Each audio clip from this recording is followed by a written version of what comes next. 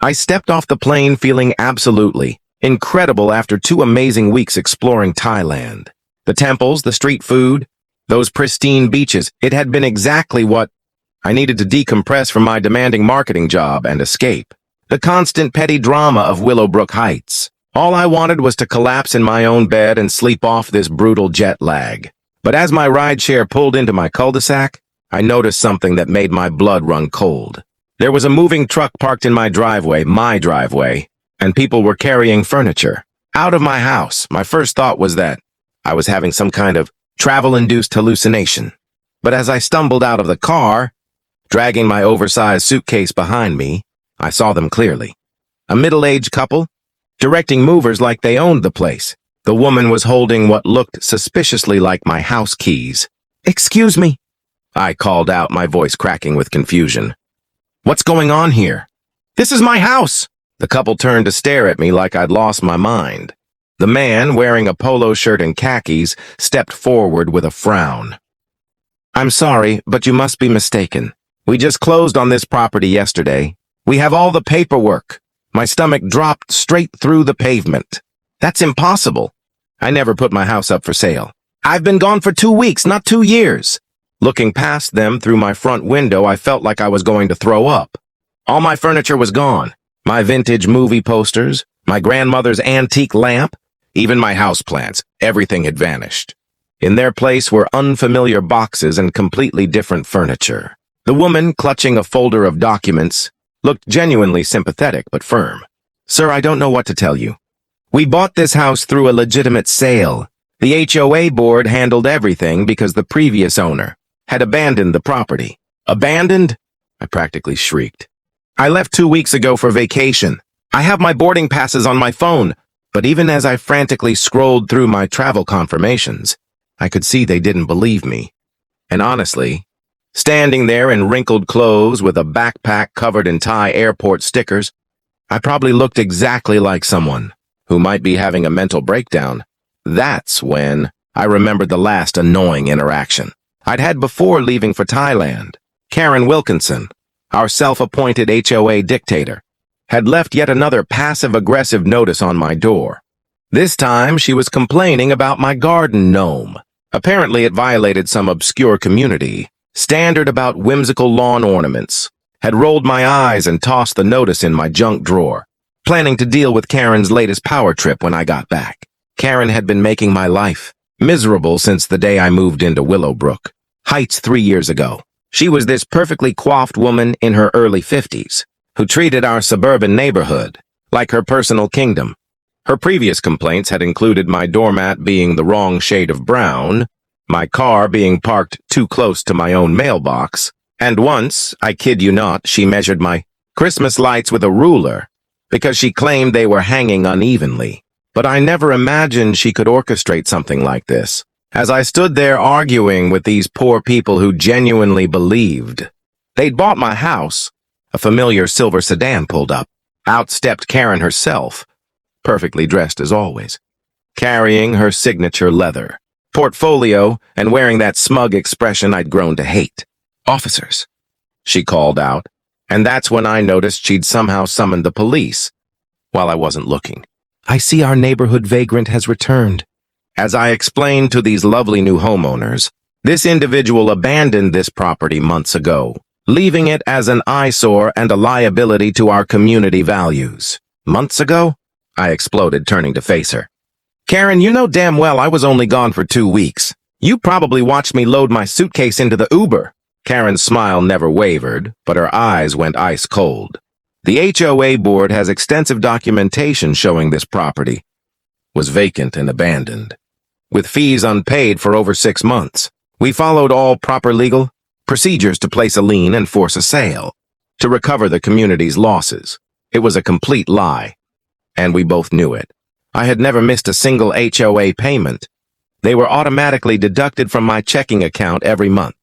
But looking at the police officers' skeptical faces, I realized Karen had somehow created a paper trail that made her story sound legitimate. The next 24 hours were an absolute nightmare. I checked into a hotel and spent the entire night calling lawyers until I found one who could see me first thing in the morning. Marcus Thompson listened to my story with growing alarm, taking notes as I explained Karen's history of harassment and the impossible timeline of events. "This sounds like textbook fraud," he said, leaning back in his chair. "But we need to act fast. If they've actually recorded a deed transfer, we need to challenge it immediately before this gets even more complicated." Marcus helped me gather evidence, bank statements, showing all my HOA payments were current, my passport with entry and exit stamps proving my travel dates, and text messages from neighbors who'd seen me actively living in my house right up until my departure. We also requested all documentation from the county recorder's office related to the sale of my property. What we discovered made my blood boil.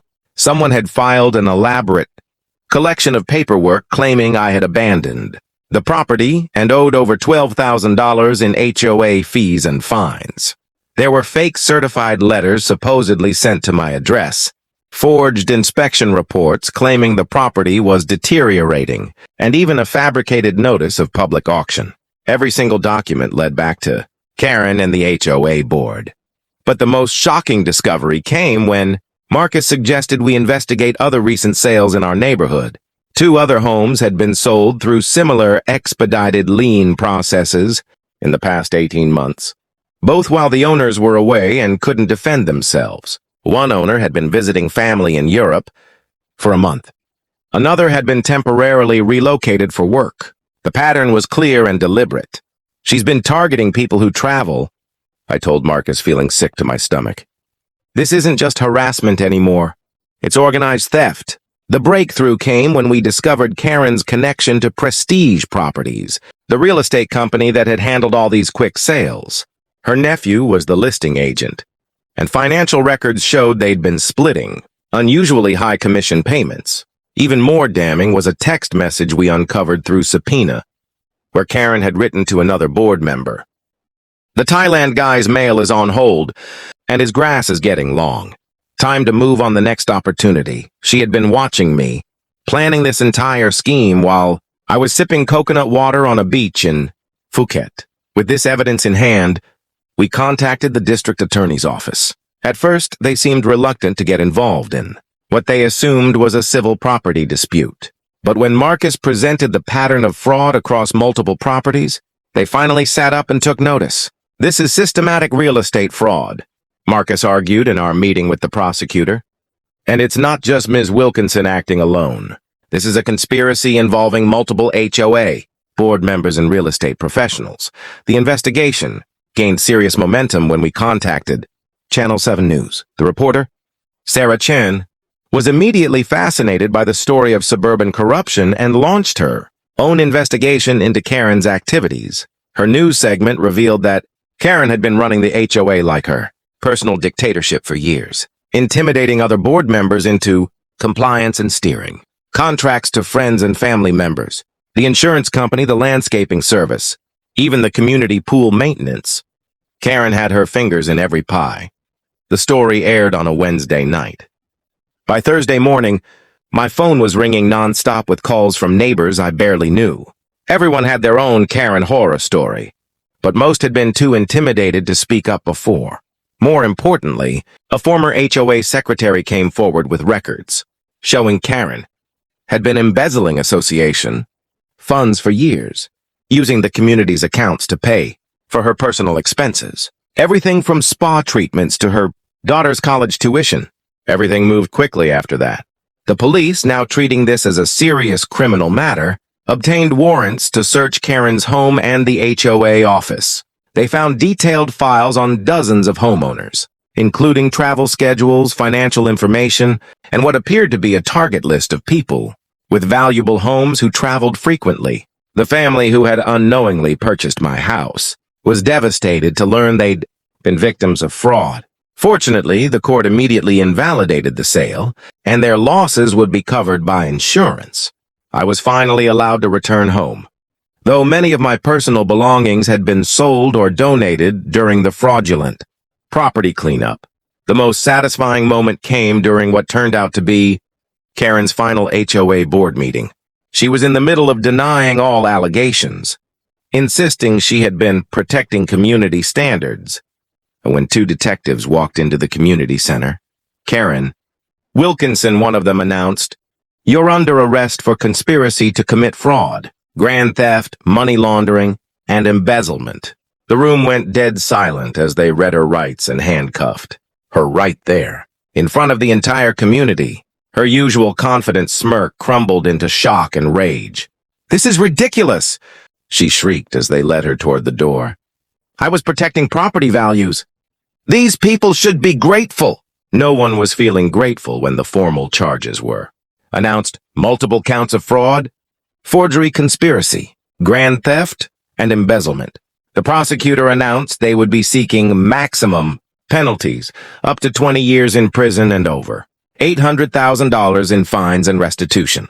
Karen's perfectly maintained facade completely shattered during her bail hearing. When the judge denied bail, citing flight risk and the severity of the charges, she broke down sobbing in her orange jumpsuit.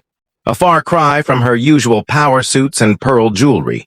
The whole experience taught me that sometimes the biggest bullies are just cowards who crumble the moment someone fights back. Karen had spent years terrorizing our neighborhood because no one had ever challenged her authority. But her biggest mistake was messing with someone's home while they were living their best life on a Thai beach. Some vacations change you, and apparently, some vacations change everything. Today, I'm back in my house. My garden gnome is proudly displayed on my front lawn, and our new HOA board actually focuses on maintaining our community instead of terrorizing it. And Karen, she's got about 15 more years to think about whether that garden gnome was really worth it.